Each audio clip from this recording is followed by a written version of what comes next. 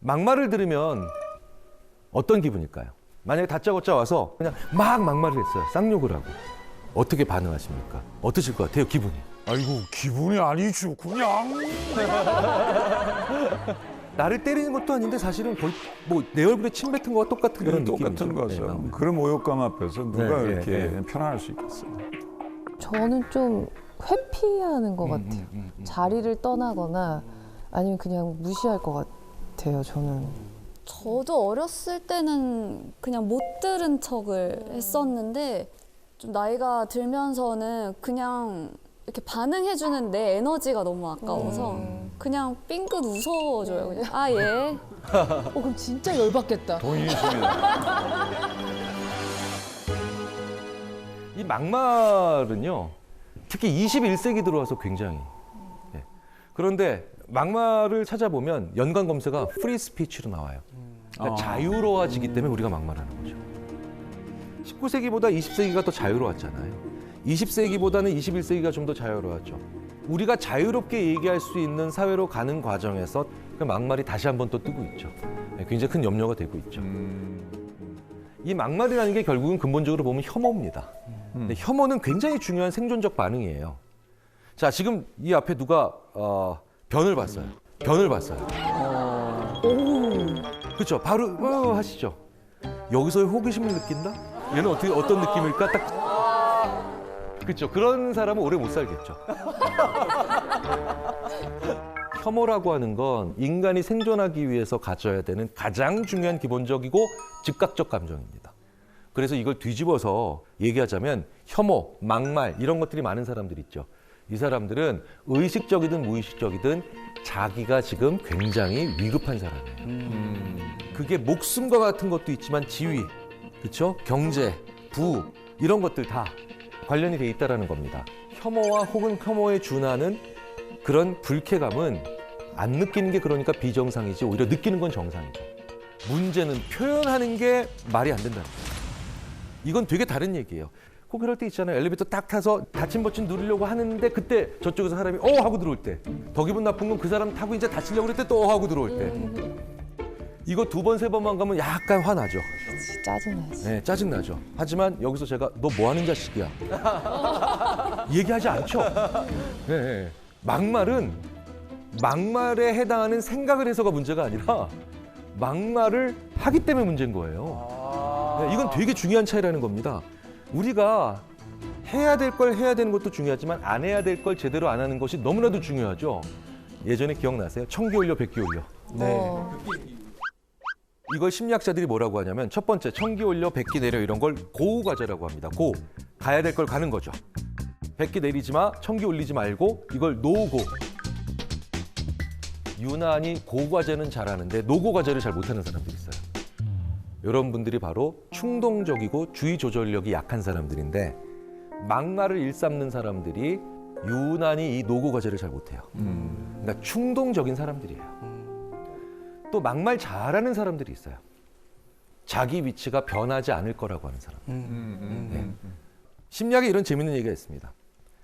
변함없는 고권력자와 변함없는 저권력자 모두 막말을 한다. 내가 변함이 없어요. 네. 변함이 없어. 난 계속 앞으로 고권력이야. 권력자야. 그럼 자기 자신을 제어할 필요가 없죠. 그래서 아주 큰 부자 출신 정치인들이 실제로 정치를 하면서 막말이 많은 거예요. 왜? 자기는 어쨌든 계속해서 고권력일 거라고 생각을 하니까. 근데 문제는 변하지 않는 저권력자도 막말하기가 쉬워진다는 겁니다. 내가 지금은 저권력이고 뭔가 좀 낮은 혹은 좀 힘든 계층에 있지만 내가 잘 하게 되면 내가 조금 더 좋은 위치로 갈 수 있을 거야 라고 생각을 하는 사람들이면 내가 평상시에 막말을 그렇게 하지 않겠죠. 그렇죠. 오히려 나의 생존성을 떨어뜨릴 수도 있으니까. 문제는 우리 사회가 예전보다 중산층부터 시작해서 저소득층까지 사회적 이동성이 떨어지고 있다는 거예요. 이번 생에 내가 오를 사다리가 없어라고 하는 말들이 우리의 젊은이들 사이에서 우리의 사회에서 자꾸 들린다라는 건 굉장히 중요한 근거가 되겠죠. 또 하나 우리가 막말이 요즘 굉장히 많이 나오고 있고 이상하게 막 하는 사람들이 점점 숫자가 늘어나는 이유가 막말하는 사람들은 최소한 솔직하다라고 하는 착각을 사회적으로 하고 있기 때문이에요. 예. 자, 신하영 씨, 지금 네. 누군가가 자기 다리에 커피를 쏟았어요. 근데 그 사람이 아이씨 해놓고 이제 뭐 숫자가 하나 나왔어요. 네. 이런 사람이 있고 다른 사람이 이럽니다. 저는 괜찮습니다. 왠지 첫 번째와 두 번째 어느 사람이 더 솔직해 보이세요? 아, 두 번째는 확실히 솔직하진 않잖아요. 그렇죠. 네. 네. 우리가 이렇게 겸손하고 예의 바르다라고 하는 게 어느 정도는 자기를 가리는 거잖아요. 그러니까 엉뚱하게도 욕하는 사람, 막말하는 사람은 더 솔직한 사람이다. 야, 최소한 걔는 그래도 솔직하잖니? 라고 하는 착각들을 계속 사회적으로 만들어가야 돼. 그래서 미국에서는 정지성에 대한 주별 척도가 있어요. 이걸 스테이트 인테그리티 인베스티게이션이라고 하는데 그 펠드맨이라고 하는 연구자가 페이스북 사용자 3만 명의 욕설 데이터를 가져와가지고 와, 진짜 다양하겠다. 이야. 각각 어느 주 출신인가를 확인한 거예요. 그러니까 여기에 정직성 순위가 있고요. 얼마나 그 주의 사람들이 평균적으로 솔직한가, 그다음 얼마나 더 욕을 많이 하는가. 예, 정확하게 일치한다는 거죠. 막 욕하고 막말하는 사람도 있다면, 그래도 걔는 솔직하잖냐. 앞뒤가 같겠지. 그쵸. 적어도. 이게 착각하는 거죠. 이건 전혀 다른 문제인데도요. 예. 그런데 우리 사회가 지금 되게 재밌게도 솔직하게 엉망인 얘기를 하는, 진심으로 헛소리하는, 예. 진심으로 헛소리하는 사람들이 자꾸 권력을 잡고 있는 그런 세상들이 가고 있어서 정말 위험하고 두렵고 문제가 있다는 걸 느끼죠. 실제로요, 이건 미국에서도 아주 오랫동안 검증이 잘 되어 왔다는 건데, 더 괜찮은 후보를 뽑는 게 아니라 진정성이 높은 후보. 근데 그 말이 진실인지는 관심이 없다는 거예요. 너무나도 유명한 예가 막말의 대가 바로 도널드 트럼프잖아요. 네, 그렇죠? 네, 트럼프가 했던 이 대표적인 상대 후보를 향했던 얘기가 있습니다. 저 사람은 민간 기업에 취업도 못할 사람이다. 그리고 자기 자신을 비난했던 한 의원의 지역구인 볼티모어에 대해서는 이렇게 얘기했죠. 역겹고 쥐가 들끓는 난장판이다. 누구도 살고 싶어 하지 않는 미국 최악의 지역이다. 이런 이상한 소리들은 심리학에서 이제 정규적인 용어로 등극을 했죠. 영어로 bullshit. 우리말로 개소리. 그런데 우리나라에도 많죠. 사이비 교주들이 거기에 해당되고요. 상당히 많은 사람들이 그래도 진심이네 라고 하니까 믿는 거예요. 이 자리에 계신 많은 분들은 야, 그래도 정상적인 지적 수준을 가지고 있는 사람이 어떻게 저런 소리를. 우리는 지쳐 있을 때, 외로울 때, 낙심했을 때, 무기력할 때 많이 배운 사람과 적게 배운 사람, 부자 가난한 사람 가리지 않고 우리는 진심인 사람 얘기에 귀를 기울입니다. 그리고 그 사람은 솔직하다라는 가면 속에서 자기들이 원하는 걸 계속해서 착취하죠. 막말하는 사람들은 이제 일단 남의 얘기를 잘 안 듣는 성향들이 있고, 그러니까 그런 막말러가 앞에 딱 있고 나한테 막말을 했을 때 제가 어떻게 대처를 하고 대응을 할 수 있을지 그 방법이 좀 궁금해요. 한번 생각을 해봤어요. 그 막말을 우리가 전혀 다른 영역에서 제일 비슷한 짓으로 뭘 해줄 수 있을까? 다른 심리학자들이랑 한번 얘기를 해봤더니요, 이러더라고요. 그 인간들이 우리한테 바바리맨 짓을 하는 거라고. 왜냐, 바바리맨이 와서 슉 하고 자기 짓을 하고 나가죠. 근데 우리가 받는 충격은 굉장히 심하고, 그리고 사회적으로 문제가 커지며 굉장히 그들은 이상한 걸 우리로 하여금 취하고 가요. 그렇죠. 육체적 막말이죠. 근데 재밌는 건 바바리맨들에게 네가 제일 범행하기 쉽고 계속 범행을 집중적으로 하게 되는, 지속하게 되는 그런 사람이 누구야? 라고 하면 못 본 척 지나가는 사람. 네. 왜? 그럼 계속 쫓아가면서 해도 되는 거예요. 더 해주고 싶어. 네네. 심리학에 또 이런 얘기가 있죠. 막말을 통해 승리한 사람 모두 결국 다음 승리를 막말을 통해 갈구한다. 그래서 반드시 반응해야 됩니다. 근데 그 반응을 같은 방식으로, 그럼 네가 벗었어, 나도 벗었어. 이건 아니잖아요. 네. 그 막말에 대해서 똑같이 막말로 비난하는 건 오히려 문제를 꼬이게 만들어내는 거죠. 네. 그런 막말하는 사람이 왔을 때 내가 어떻게 얘기해야 되는가? 웃지 말고 화내지 말고 단호한 언어. 이 삼박자를 다 가지셔야 돼요. 쉽지 않죠. 당황스러우니까. 왜 그렇겠어요? 자주 있는 일이 아니니까 연습하셔야 된다는 거예요. 저는 내용은 단호하게, 그 다음에 말투는 친근하게. 그래서 우와 절대 안 돼, 절대 안 돼. 잘 연습해 놓으십시오. 자기 색깔을 가지고 있는. 답은 나만 알고 있는 겁니다. 늘 밝은 사람들, 속을 모르겠는 사람들, 늘 웃고. 근데 이런 분들도 누군가에겐 사실 의외로 지옥일 수 있습니다.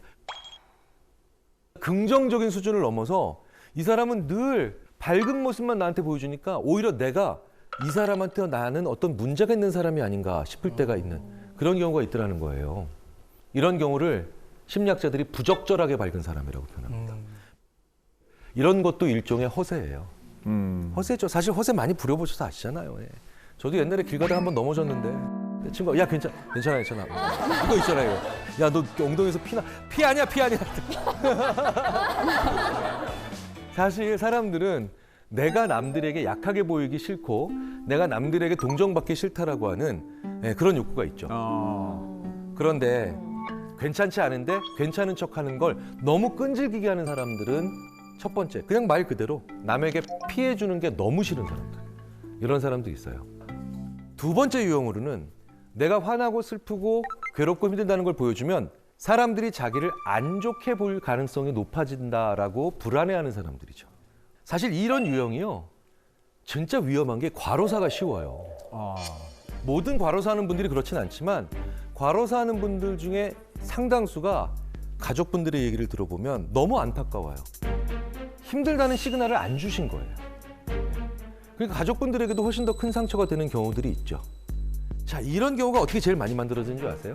감정을 표현했을 때 욕을 많이 먹어본 사람. 네. 어렸을 때부터 힘들다, 아프다라고 하는 표현을 너무 못하게 그런 과정을 거친 겁니다.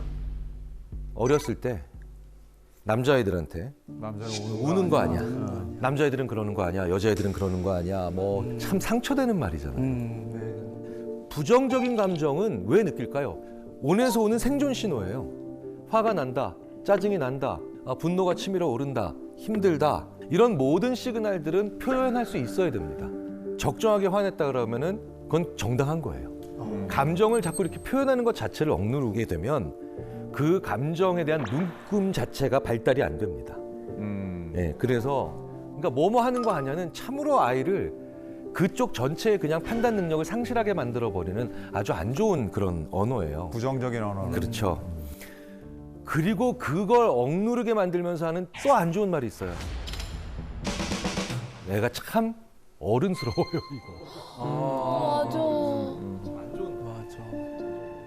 그러니까 어른스럽다라는 것 자체가 무조건 안 좋은 말인 게 아니라 감정을 억누를 때마다 어른스럽다라고 하는 얘기를 해버리면 감정을 안 보여야만 나는 오히려 잘하고 성장하고 있는 거구나라는 생각을 하게 되죠. 이게 또 직업 특성상 어쩔 수 없이 연예인분들이나 아니면 뭐 방송 쪽, 뭐 서비스업은 정말 그런 경우가 많죠. 내 감정을 누르고 안 보여야 되는 경우가 너무 많죠. 네.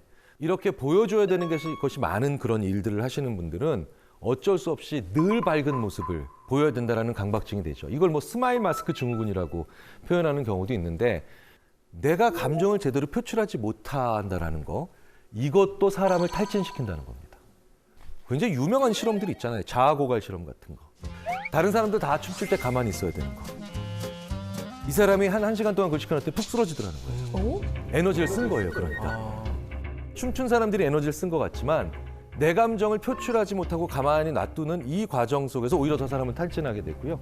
그런데 그 사람은 자기가 왜 탈진했는지 이유를 더 모르죠. 그러니까 자기를 무기력하게 만들어요. 심하면 이게 조울증이나 아니면 양극성 우울 장애로까지도 이어질 수 있는 그런 경우가 있기 때문에 자기 감정을 어느 정도는 표출할 수 있는 그런 것들이 필요하죠. 이런 분들이 있다면 결국은 나는 이 사람의 한 가면이랑만 사귀고 있다는 느낌? 네. 이런 것들을 가지게 되면서 허망합니다. 이런 경우는 어떻게 되냐면요. 그 사람이 자기 패를 보일 때에만 내 패를 먼저 내가 보여줘야 됩니다. 아, 내가 솔직하지 않으면 상대방도 나한테 솔직하게 나오지 않겠구나. 안 보여주겠구나라고 하는 그런 느낌을 가지게 해야 됩니다. 저도 그런 친구 하나 있어요. 상당히 친한 친구인데 자기 부모님의 부고를 알리지 않았던 경우가 있어요. 네, 부고를. 전 적잖은 충격을 받았어요. 네. 지난 30년 동안 저한테는 힘든 모습을 안 보였던 거예요. 그러니까 그때도 안 보이더라는 거예요. 그래서 제가 얘기했죠.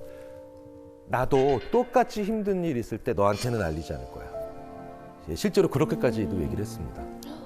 그 친구가 곰곰이 생각해보고 저한테 단단히 사과를 하더라고요. 가깝고 친한 사이라면 보일 건 보여야 됩니다. 그런데 그 중에 하나가 바로 뭐냐? 내 감정이에요. 난 괜찮아. 그냥 좋은 말이 아니라는 거예요. 그 사람과의 관계를 더 이상 발전시키지 못하게 만드는 차단막이나 아니면 장벽이 될 수도 있어요. 자기 혼자 안 불편한 척, 자기 혼자 괜찮은 척. 이것도 또 하나의 위선이라는 걸 우리가 한번 생각을 해볼 필요가 있다는 거죠. 그런데 어떻게 그 사람만 잘못이 있을까요? 그 사람이 늘 나랑 있을 땐 괜찮다라고 얘기하는 건 사실 나한테 문제가 있을 수도 있습니다. 나랑 같이 있을 때 유난히 나는 괜찮다라고 얘기하는 그런 사람이 있다면 한 번쯤은 내가 그 사람의 감정을 너무 가볍게 여겼거나 그 사람을 다른 사람들 앞에서 너무 희화화하거나 웃음거리로 전락시키지 않았는가를 한번 생각해 보면 나도 모르게 그럴 때가 있거든요. 저도 모르게 그렇게 당한 경우가 있어요. 제가 지난주에도 강의평가 때 이 얘기를 듣고 제가 한번 상처를 받았는데 강의평가 때 머리 크다는 얘기는 왜 쓰는 거예요? 이야, 정말 온 마음을 다해서 색출하고 싶은데 자기 외모 신체 콤플렉스가 누구나 다 있잖아요. 어느 정도는. 그래서 짧은 다리, 그다음에 큰 머리 뭐 이런 거에 대해서 저도 조금씩 저희 콤플렉스가 있었는데 유난히 그때 저만 보면 야 짤다리라고 하면서 짧은 다리 친구 같다라고 놀리던 키 큰 친구가 있었어요. 지금은 그 친구가 짤다리라고 막 옆에 계속 쫓아다니면서 놀려도 전혀 상처를 안 받아요. 야 짧으니까 안 넘어지잖아요. 무게중심이 밑에 있는 게. 한국 유도가 왜 이기는 줄 알아 임마? 안 넘어가는 줄 알아? 막 이러면서 이제 쉽게 오히려 즐기면서 얘기를 하는데 저한테 한 대학교 1학년 그 시기에 유난히 고농담을 많이 했던 그 친구는 전혀 악의가 없는 친구였거든요. 저도 한 10년이 지나고 난 다음에 문득 깨닫게 되더라고요. 아, 내가 유난히 얘 앞에서는 괜찮은 척하고 있다는 거예요. 네. 이 사람한테서는 내가 약점 보이기가 싫고 내가 만약에 힘들어한다라는 건 내가 뭔가 패자가 되고 있다라는 그런 생각을 저도 모르게 하고 있더라는 거예요. 그 친구한테 그런 입장이 된 게 아닐까라는 생각을 해볼 필요도 있죠. 항상 밝은 게 그런데 꼭 안 좋은 것만은 아니죠. 긍정적인 경우도 있습니다. 바로 이런 거예요. 아주 자기 인식 능력이 좋은 사람들. 주위에 이런 분들이 있죠. 오늘은 안 나가야 되겠어. 그래서 왜? 그랬더니 오늘 나가면 말싸움 딱 붙어서 싸우기 딱 좋은 날이야. 오늘은 안 나가는 게 상책이야. 전 처음에 너무 재수가 없어가지고 야, 네가 무슨 노스트라다무스야? 네가 그걸 어떻게 알아? 그런데요, 그 친구는 저보다 한 10년 먼저 자기가 자기를 볼 수 있는 능력을 생각해서 이제 그게 되고 있는 거더라고요. 그냥 귀찮아서가 아니라 이런 상태에서 나가면 많이 지칠 것 같다, 상처받을 것 같다, 이런 것들 있잖아요. 자기가 밝을 수 있을 때에만 밖에 나올 수 있는 정도의 사람들. 그만큼 내가 나를 잘 알고 있다는 거예요. 이거 진짜 기령 좋은 사람. 내 감정이 무엇을 말하고 있는지를, 내 감정 상태가 어떤 시그널을 주고 있는지를 또 정확히 아는 거. 이걸 메타 정서라고 하죠. 메타 정서가 좋은 사람들이 이런 분들이에요.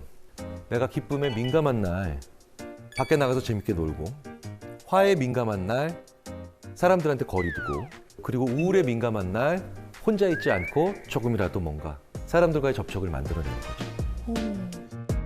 위에서 쳐다볼 수 있는 이런 메타 정서 능력이 떨어지는 분들은 화에 민감하고 예민한 날에 사람들 만나러 나가요. 굳이. 바로 싸우죠. 그 시그널들을 제대로 파악하지 못하니까 맨날 친구들끼리 칼부림 났네 시작해가지고 어떻게 모임에서 만나서 의절했네 이런 사람들이죠. 저는 나이 들어가면서 우리가 가져야 되는 중요한 자기인식 능력 중에 하나라고 이걸 봅니다. 항상 밝은 사람들을요, 위선적이다 라고만 보시기 전에 이 사람이 자기 감정을 정말 잘 파악할 수 있는 사람이구나라는 생각을 해볼 필요가 있어요.